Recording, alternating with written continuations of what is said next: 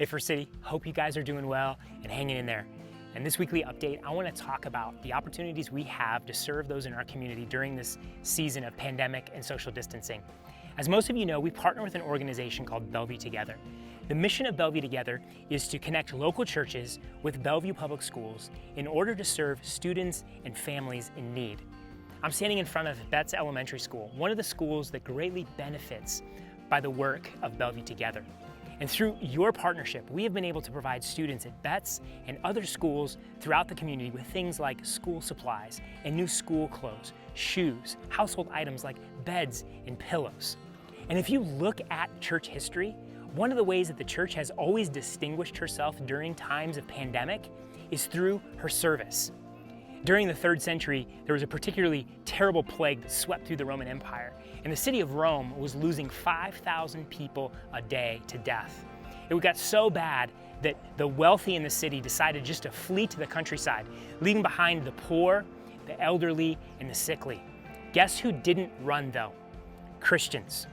Christians stayed in the city and they served the poor, they served those who were sick, they served the elderly, and that really set them apart from the world around them. And church, we distinguish ourselves, we exercise our faith today by loving and serving others. Yeah, we want to be wise, we don't want to be reckless, but this hunkering down and retreating and self-protection, that's not the principles we live by. We live by faith, and that faith causes us to not fear death, and that faith causes us not to be selfish and self-protective, but to love and serve others, to have concern for others. In church, there are those in our community who are hurting and in need, and the circumstances caused by this pandemic are only making things worse. The economic impact of this crisis will not soon be over, and in many ways the struggle will be felt even more down the road. And so let us step into the gap and let us commit to being present for the long term. And I want to encourage you in a couple ways. One, I want to encourage you just to look for opportunities individually or as a family. Be aware of the needs in your neighborhood. If you see opportunities, walk out that identity as servant and serve. The second way is I want to encourage us to come together and multiply our efforts and serve as one church family. And we have 2 opportunities to do that. One a little bit later in the summer and one even this week. So in July, we are once again going to be partnering with Bellevue Together for their back to school event. Last year, we helped Bellevue Together serve over 400 students.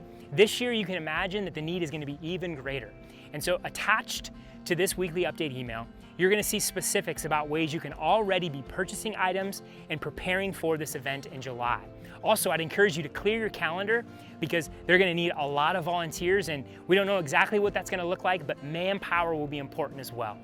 The other way we can serve is even this week is to help the Bellevue Food Pantry close some of the gap that they have with their donations. So they're running at a little bit of a deficit, and so they're not able to serve as many families as they would like. And so we want to be able to purchase items, donate those items so that the Bellevue Food Pantry can serve those in our community. And so look at the weekly update email. You'll see the details about the items that need to be purchased as well as specific First City drop-off points. And we want to have all those items collected by Sunday, May 3rd. And so church, let us love and serve. Let us not be given to fear in this season. Let us not be self-protective and selfish. Let us be selfless. Let us look for ways to live out our identity as servants in our community, that we may distinguish ourselves as the church and Christ may be glorified in our community. Grateful for you all. Look forward to see what the Lord does as we seek to live and serve in our community. And we'll see you next week.